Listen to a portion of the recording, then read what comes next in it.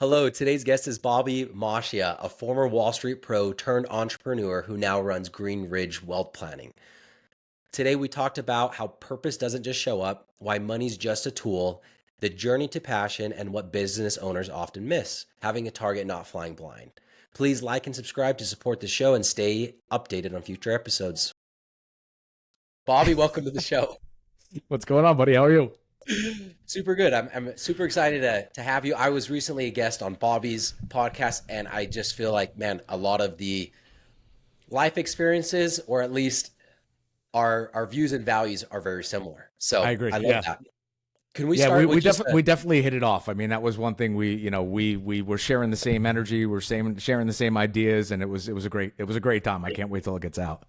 going over the potential topics before I'm like, oh, these are great. And this is also exactly what I'm trying to get out of the guest with, some of the pre-formulated questions. So I'm super excited.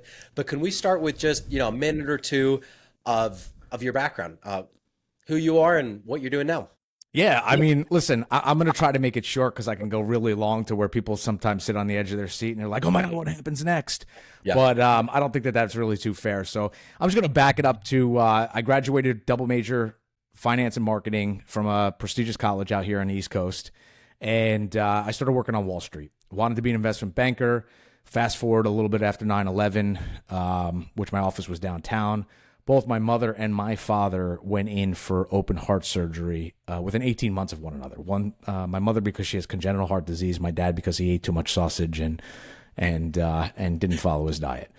So the one thing, my mother went in first, and my dad, while my mother was in there, was just constantly, you should probably try. We should bring you into the family business. And I said to him, Dad, love you to death, but it was something I wasn't going to touch with a 10-foot pole. I wanted nothing to do with it. It was the one thing I promised myself I would never do.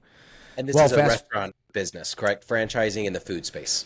Franchising, Dunkin' Donuts, Baskin Robbins, pizzerias, Sonic Drive-In. We had about 20 locations.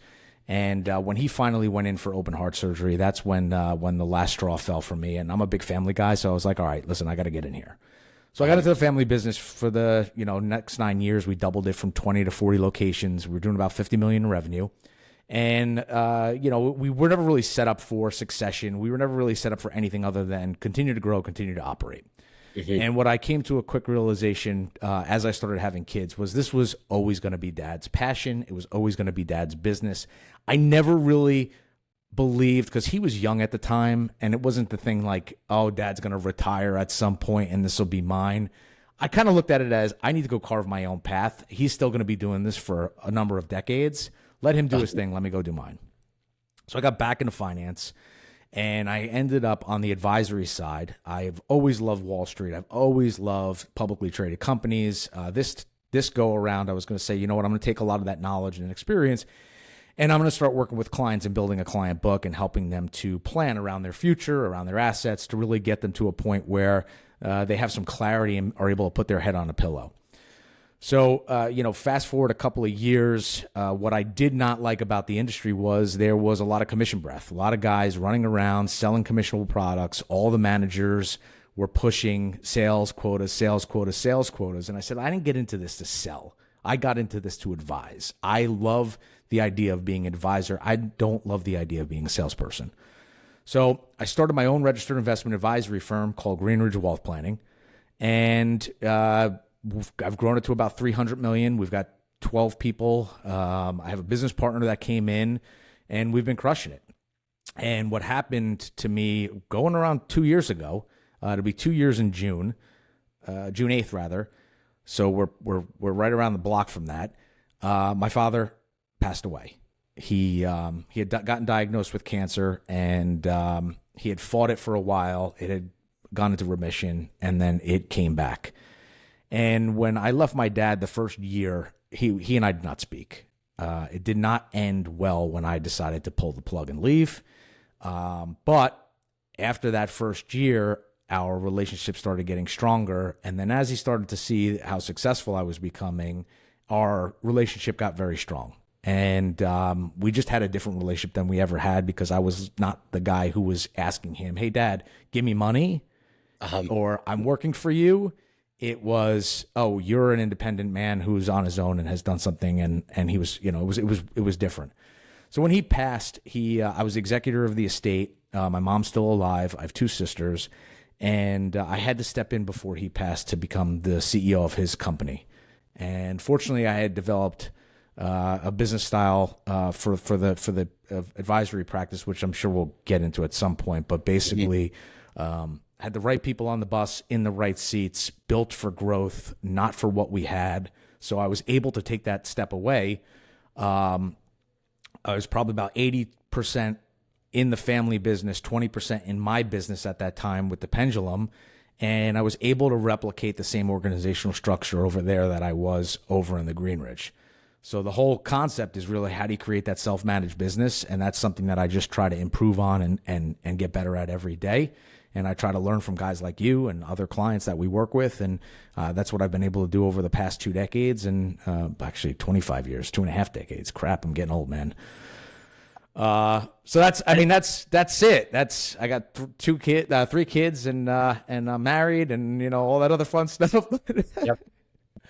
Well, the lot to unpack there. So appreciate you sharing that. One thing I wanted to start with, because I heard, we're talking purpose, but also like passion of, here's my dad's business. And it sounded like you just didn't have that passion there. What is the difference between purpose and passion? And when did you find what your purpose was and what your passion was? So, you know what? That's a really good question, because I think what most business owners do is they have something that they're good at, something that they like, and they decide to get into business. And a lot of them are tradespeople who are not really business people and don't really understand what the trials and tribulations are as they get into business.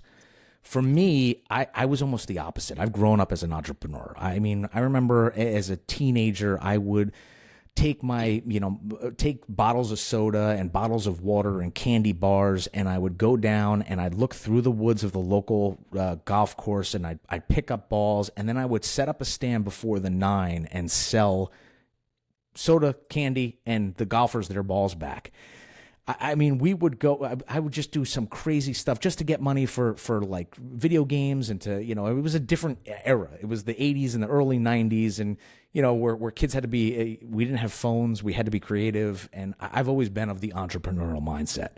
Mm-hmm. So for me, as I was looking for my purpose, when I got into the, let's call it the real world, even when I graduated college, my mother said, I spoke to your dad, and he said, if you want, you could take another year. And I'm like, another year? I gotta get out there and make money. There's no another year. So my passion was always make money. And as I started to become more and more successful, it was actually my dad's passing was a big part of it. As much as I would critique my dad for not living his life, I don't think it really hit home until he actually lost his life. And because he was just a severe workaholic. And I did a lot of work with mindfulness, a lot of work on just myself, and trying to get my head around who I was and what I was here for.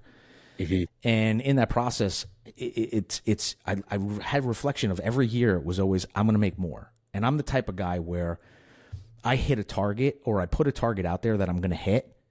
And then when we hit the target, I don't stop to celebrate. I'm like, yeah, that's what I was supposed to do. What's the next target?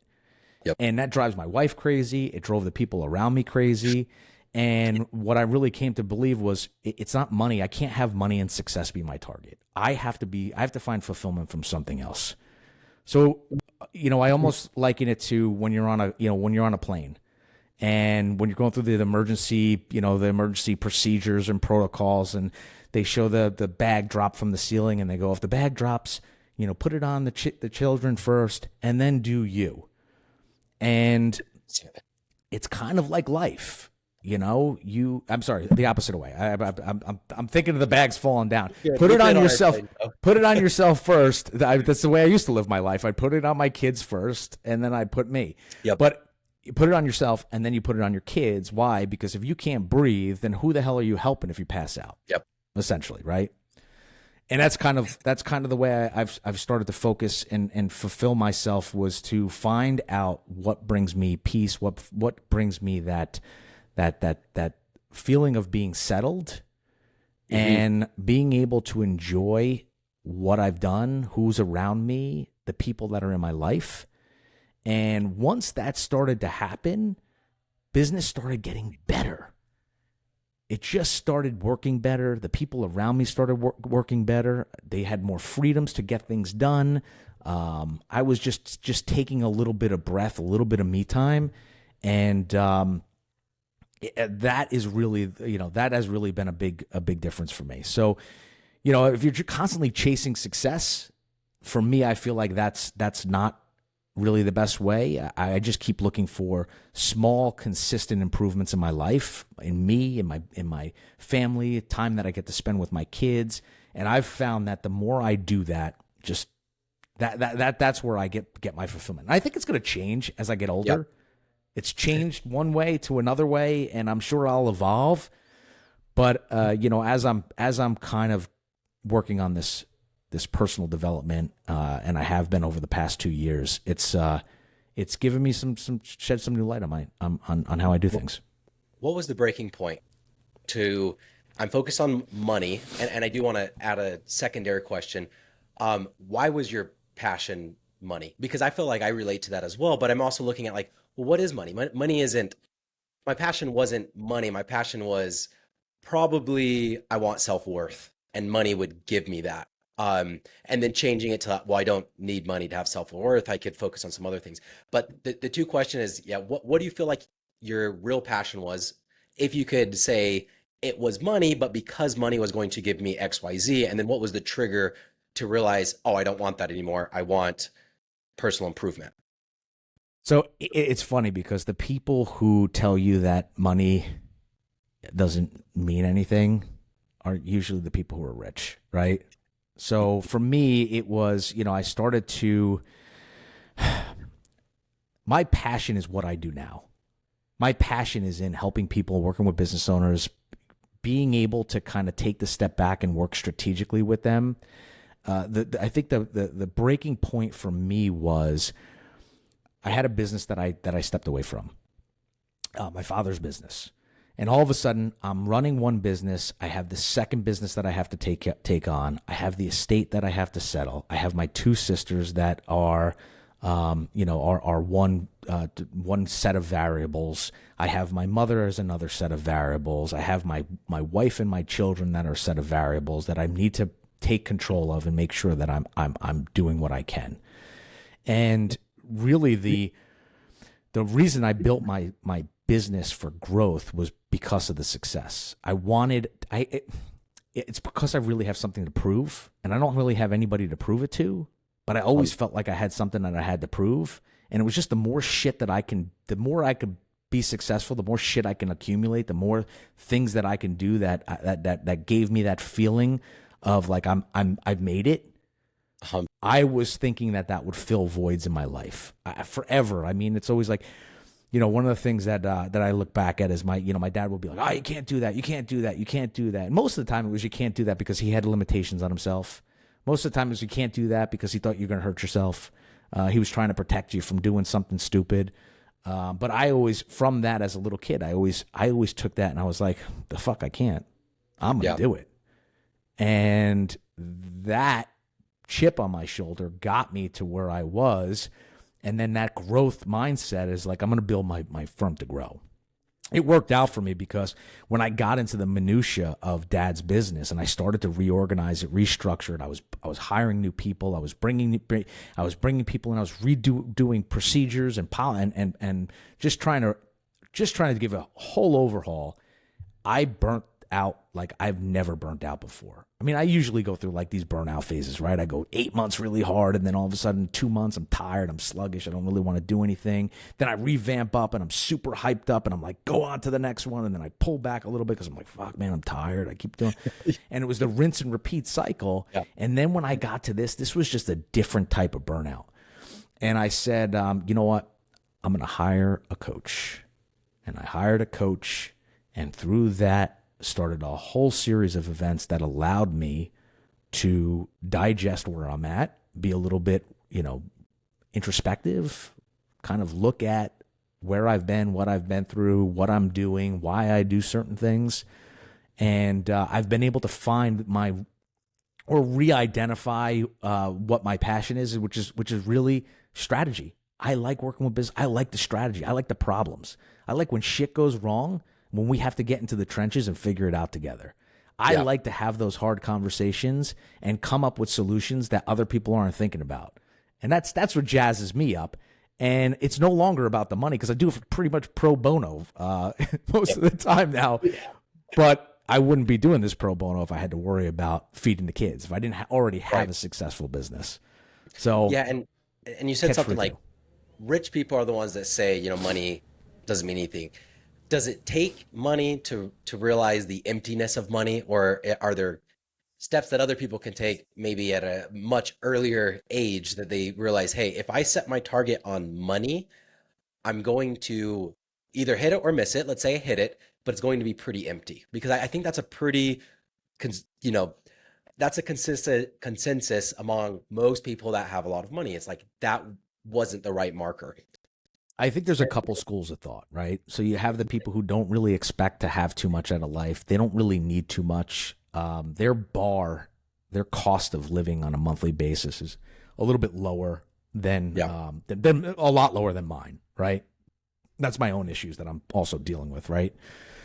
But you also have the school of thought that if you listen to oh my God, I'm having a brain fart. The owner of the Dallas Mavericks that Mark is Cuban. on Mark Cuban. Thank you. If you listen to like a Mark Cuban, he'll say, "Dude, people tell you do what you love, follow your passion." Bullshit. You got to be really good at something, and then when you're really good at it, that's when you'll love it. And then when you love it, you'll start making even more money. But you can't get money out of the equation. Um, I think those are two distinct schools of thought. For me, I kind of feel like you got to really put your priorities into perspective, and you've got to look at am I the type of person that financial security, experiences that cost money, do I have any fear that if something happens I'm not going to have enough money? If you're that innately that type of person, then you got to figure out how to make money because you're never really going to be settled until you Hmm. get to that spot. And I kind of think about the Mark Cuban comment of, listen, chase money, learn the skill, and then you get really good out of it, and then you'll love it. Yeah. But And I think a lot of that leads though to what you said before on my goal was money and now it's personal growth. And what I love about that is personal growth is 100% perspective, I think, right? Like if I fail, but I say that I learned from it, then boom, I no longer failed and I'm successful now, even though you could fail through success if that's your mindset. And I think that is extremely powerful. And then again, focusing on the skills, I think I got that advice early on and I stuck to it and it's really helped. Just focus on the skill set, improving you as an individual, then everything else will kind of fall in line. So 1,000% agree with that. if you're not failing as a business owner, then you're not trying hard enough. Because really, success is a series of failures with few successes that just outpace the failures. I just saw something like that. That every business success is 100 failures with 10 wins, but you just keep going until you find those little wins. Um, I listen to a podcast called the Business Wars podcast because every time I think that everything is going to shit, I listen to. Right now, I'm in Disney versus Pixar.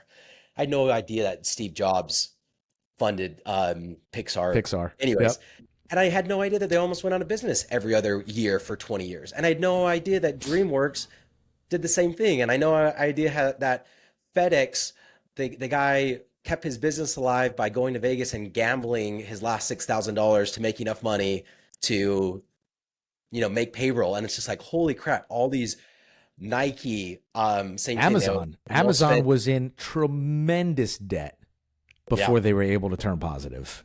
And it's like 20 years. It's not like three. And I'm like, man, I'm in Dirty Dough for 3 years where, okay, I just need to keep going. And I love that those stories are out there because I didn't, unless I'm on this podcast or, rubbing shoulders with other entrepreneurs, I just think that you look at a business on the outside and if their doors are open and there's employees in there, they're doing well, you know? So my business needs to be doing well as well. Anyways, But how Very many different people look mindset at shift. you and they go, oh, look at that guy, man. He's got everything. He's got beautiful kids. He's Oh, got the yes. wife. And He's every got the time I'm like, house. He's so, look check at how under the lucky he hood. is. Look at how Check. lucky he is. And they don't see all the bullshit that you had to go through to get to where you are. They don't see all Yes. the war scars that you have, all the blood that you've shed and left on the concrete. I mean, it's still being shed.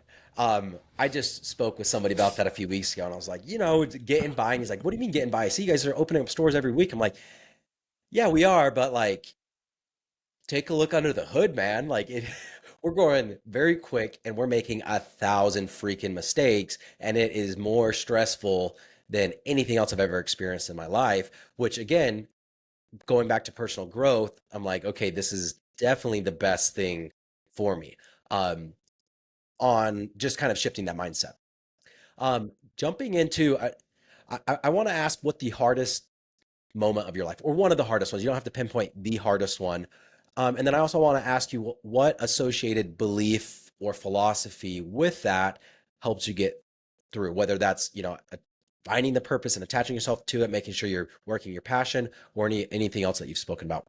So that's a great question. And I think that, I could probably go in 100 different directions with this, but, I'm going to kind of stay on the business line just because there are a lot of, I'd say, personal things that you go through. But I think the business thing with my father was probably one of the hardest things that I had to do. He and I were just not seeing eye to eye. He was in a space that was different from me in terms of older, more mature, more settled in his life. I was young, eager, trying to get out there. And I remember my wife looking at me one morning and she said to me, you know that if you decide that you don't want to do this anymore, I completely support you. If we have to sell the house, if we have to rent an apartment, I don't give a shit what we have to do. But if it's going to make you happy, you've got to do what you've got to do. And I said to her, but I don't know if you really understand what that's going to be. And she says, I don't really give a shit. As long as we're together, we can make it work. And I would say that the conversation of having with my dad, which ended up being, 5 conversations over a year period. It wasn't just one singular conversation. It was, it was a series of events. But what really got me from rinse and repeat series of events and just kind of going like, oh, this is just what I guess I have to deal with, to, you know what? No, I'm okay now. That was one of the hardest things that I had to do. And having the support of my wife, just for her to say like, do what you got to do. I got you. I'm not going to judge. I'm not scared. You don't be scared. We're going to get this. Like we'll be okay. Gave me the confidence and the fortitude to kind of push ahead. It's kind of silly for me to look back because I had a similar experience. I mean, I've had multiple experiences like that with my wife. The first one was when I dropped out of. I was a semester away from graduating. I was just doing pre-med, but so I still had a ton more schooling, but I was a semester away, and I was like scared to tell her because I'm like, hey, I'm not going to be a doctor. I'm going to go knock doors. That's what I was deciding. She was relieved because she's like, I don't want you to go to school for another 4 years plus residency plus a bunch of debt, and then I don't get to see you. And she's like, I like doing summer sales. We work for 4 or 5 months out of the year and we're done. But for me, it was like I just had an expectation of what she thought or what I thought she wanted of me. Anyways, how did you get that support from your wife? Was that something that she just saw you struggling with and wanted to come to you and comfort you? Or was that you asking her for the support and say, hey, here's our options. What do we want to do? How do you even start having that conversation with your spouse? Yeah, so I would say, I probably have the typical same dynamic with my wife, from the sense of I assume some things and she assumes others, or is thinking something completely different. And I would have to say this is just one of those moments in time where she just saw on my face that I was trying to make things happen that were just not. She knew my dad.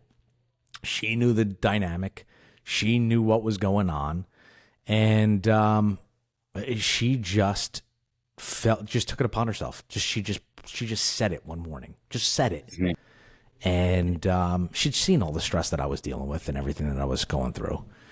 And, I would love to say that there was like one thing that I may have brought up or a wasn't really anything like that. It was really just, she looked at me and she goes, you got to do what you got to do. Let's do it. I'm here. Yeah. And I think you mentioned like, hey, if we lose everything, you don't even understand what that really means. And she's like, I don't care. I'm kind of the same way. And I think our wives are also the same. I'm just like, no, it's not. If you're like me, I'm blowing it out of proportion. Like, what if I did lose everything? What if I did lose my house? Am I in any physical harm? Am I ever gonna go without food?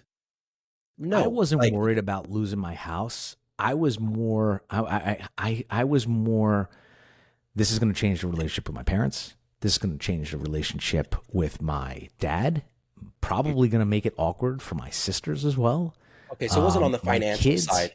It was the well, emotional. I didn't get that part's the next part, right? Okay, It was okay. my I'll let kids, you my go. kids who wanted to see Pop.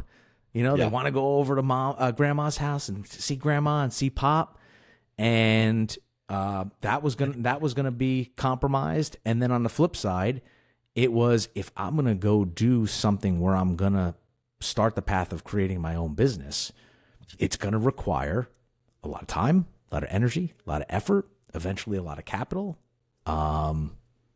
It's not going to be easy. There's going to be a lot of pulling dynamics that are going to say this path is way easier, path of least resistance. I remember when I left, one of the biggest hurdles that I had in starting my own path was everybody in my inner circle was like, "What the fuck are you doing, man? Go back, go back. You got it made. Like you, Yeah. you're leaving. What are you doing?"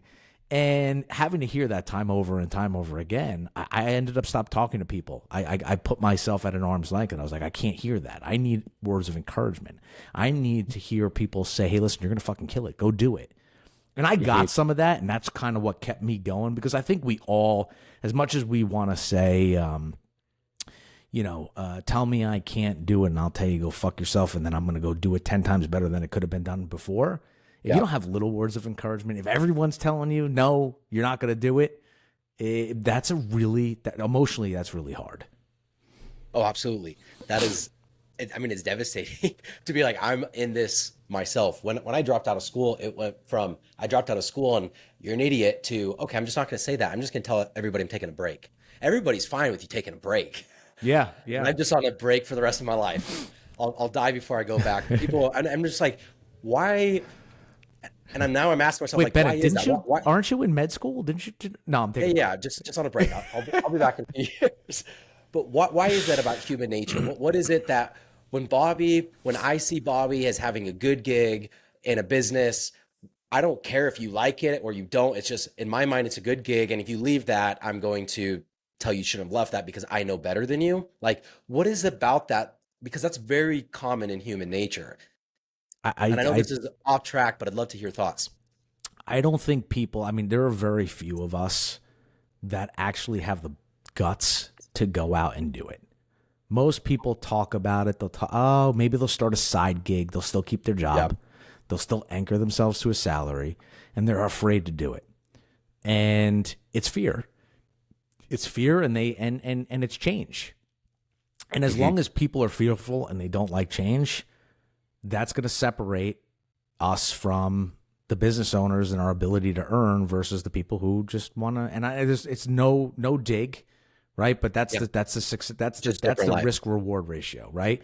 It's that fear that is like, oh crap, I don't have the guts to do it. Bobby's doing it, so I'm going to tell him he shouldn't be doing it because that makes me feel better about myself. If we're all kind of at the same level, is that kind of where we're going with that? You'll hear it all the time, right? You are who you hang out with. My mom used to tell me when I was in high school, like, you look at the kids that you're hanging out with, you can't hang out with that kid. And I'd say, why? And she goes, because you are who you hang out with.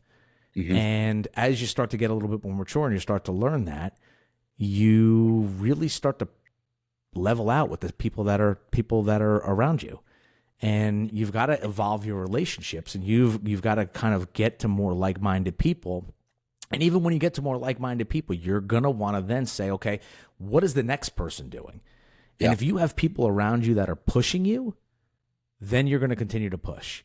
But if you have people, I think most people, that they're going to try to pull you down to their level. They see you moving up, and they go, don't come back down here. I'm here. Come back down here. Yeah, Come because hang it's out with it's me. comfortable if we're on the same level. Yeah, no, I totally see that. Um, what do you feel like, whether it's purpose, passion, fear? What is it, as you've now been advising and consulting so many different business owners and individuals with their on the financial side? What is it that most business owners are missing in their entrepreneur journey? I think a lot of people are missing the bigger picture and their ability to kind of set a goal and to understand really what they're doing, from not only their business life, but their personal life, and bridging the two together.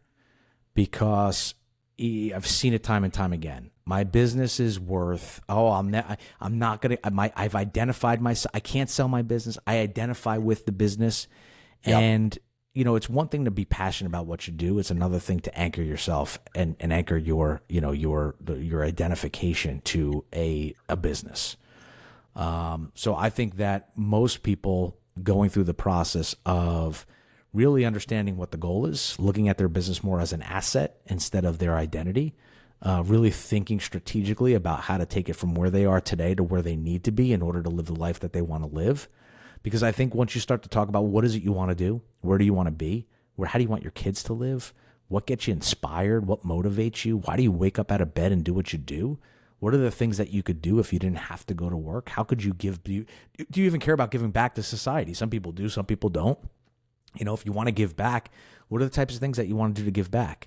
And when you start to give them a little bit of a exercise to think about the higher, the higher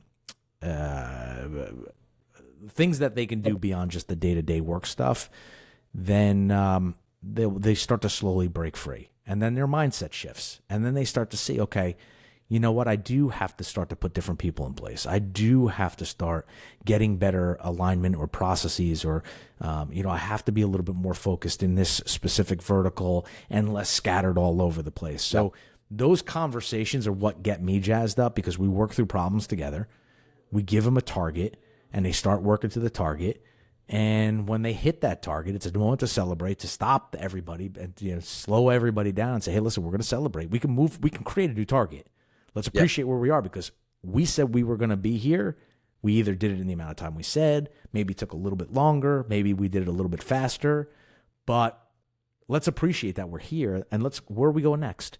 And I think those intervals are really important to incorporate into your life, especially as a business owner, because that opens up the periphery. It's no longer just, I'm going to be successful. I'm going to make more money. It now becomes, all right, everything's opened up, and I'm starting to create other series of purposes that are around those being successful. I learned the same thing through my first business coach. It was, okay, you need to have a mission statement. And then I created my mission statement. And then I said, okay, now how do I create my company's mission statement? He goes, hey, dummy, this is the same thing. Your company is just a tool to achieve your mission statement. And I'm like, oh, really? And it was a complete shift. I'm like, okay, so, and then I started viewing my business as an asset rather than, just something to make me money. It's like, this is my asset to achieve whatever I want to achieve on my personal life. And for me, that was a really good connection. Well, you and I talked about, go ahead. Just real quick, you and I talked about the baggage that we carry, right? Every human being carries baggage. And this was in my podcast when you and I were talking. We all carry baggage. And the sooner we can start to understand where that baggage comes from, why we do that, why we do certain things, want certain things, act certain ways, whether it's in relationships or the way that we present ourselves to people, or the things that we do. Like I said, I want to be super successful. I want to be able to prove myself. Why do you want to prove yourself? The minute we can start peeling away those layers of the onion and really getting to the core root, we also look at things a little differently. It's kind of like, once that curtain gets lifted, there's no dropping the curtain and imagining that it's the Matrix, red pill, blue pill. But once I show you reality, there's no going back. And that's kind of also perspective in life, that you will take your life in different areas once you start being that introspective. Absolutely. Couldn't agree more. This last question for you, I stole from another podcast, really good podcast I was on recently. And it was, what are the top 3 pieces of advice that you'd give to somebody? I mean, this is your podcast, Bobby, for our listeners. I really love that question, and you caught me off guard. But anyways, love to hear your answer on that. Yeah, I think that the top three things, and this for people in life, or is this for business, or where are we Life. aiming toward? Let's go life rather than business. It could be business people, but life in general. Life is long. I think people tell you life is short. Life is fucking long, and you have to look at what the moments of life that are going to pave bridges that you're going to need to walk over. You never want to burn them in your wake. And if you're consistently mindful of the people that are around you, you're not trying to bowl over them. And if you are, I would say, true in nature, you stay ethical, kind of run the higher ground. We used to live in this world where people would think that the barons and the sharks are the ones that kind of, run the world and make the money, but we're not. There's no bullying yourself to wealth. If you're creating the right relationships and you're creating really good, strong relationships and a good, I would say, a good reputation for yourself, that sits at the forefront. I mean, I try to tell my kids this all the time. Number two, I would say, put the mask on yourself before you put it on your kid.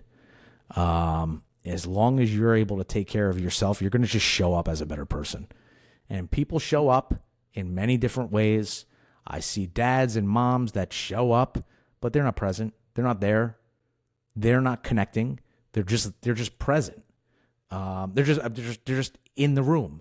Yeah. And I think that if you take care of yourself and you start to think about a little bit of selfishness, really isn't selfish, because you're doing it for the relationships that are around you to support and be a better person, a better parent, better provider, better husband, better spouse, better wife, whatever the relationship is, better business partner. I think that's huge. And I would say number three is always try to improve. And it doesn't have to be monumental.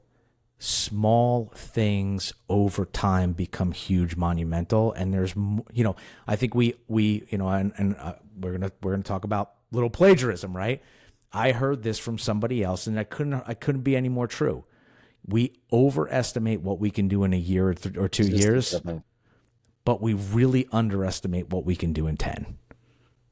So if you kind of sit and think about your own life, how many times has that really been true?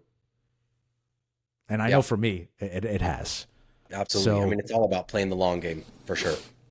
It will work out eventually if you just keep going, get the small wins by focusing on personal growth and that progression. So love all of that. Bobby, thank you a ton. Can you tell our listeners where they can connect with you? Yeah, I mean, I try to make it as easy as possible. It's BobbyMascia.com, BobbyMascia.com. You're going to find Business Unchained. You'll find my wealth management business, Green Ridge Wealth Planning, a link to that. You'll find Mascia Capital Group, which is the holding company for the Dunkin' franchises, the manufacturing company that we have. So you'll find me on Instagram. You can find me on LinkedIn. Did we do TikTok yet? I think that might be the only thing that we really aren't on is TikTok. We'll create a fake TikTok account and show that, throw that in the show notes. So I got to do the real Bobby Mascia. Yes. It'll be me just talking crap on you. Anyways, Bobby, thank you so much. I appreciate the time. Appreciate you, man. Thank you.